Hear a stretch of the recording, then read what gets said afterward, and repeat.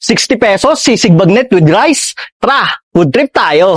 Andito nga tayo ngayon sa may South Signal Taguig dahil may natagpuan tayong food tripan ng sisig na gusto lang naman makatulong sa mga rider at estudyante. At sa halagang 60 pesos kung isa kang rider o estudyante ay makaka-food trip ka na dito ng sisig with rice. Nasa serving ay makakasigurado kang hindi tinipid. At kung gusto mo naman ng pamulutan with barkada o ulam pampamilya ay meron din sila dito na nagre-range lang ng 120 to 200 pesos. Yun guys, nandito nga tayo sa may Boss Sisig Bagnet, dito sa may South Signal, dito sa may kabaan ng Baliser, corner Magsaysay. Tapat lang siya ng Balasa Tailoring Shop guys. Bali meron sila dito sisig guys na may rice na nagkakahalaga lang ng 60 pesos at limited lang to guys para sa mga rider at mga estudyante. Tulong nila to guys dahil na lang nga yung mga bilihin ngayon, no.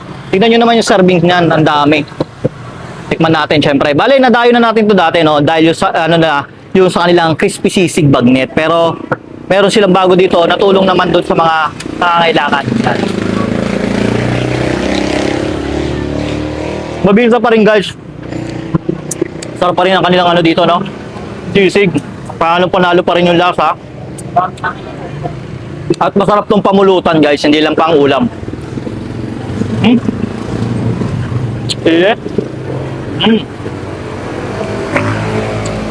Guys, oh.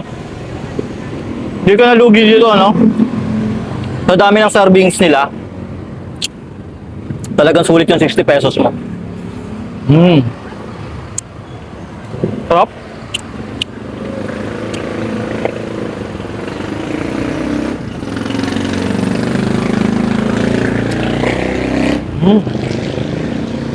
Pag gusto mo nga guys nung yung kanilang a la carte, mag-add ka lang ng 50 pesos. Overload na yon. Tapos meron sila dito 70 pesos, no? 70 pesos yan guys. Sulit, sarap pa rin. Wala pagbabago yung timpla.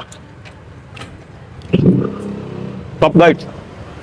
Open nga sila dito guys ng alas 4 ng hapon hanggang alas 12 na madaling araw. Araw-araw yan guys.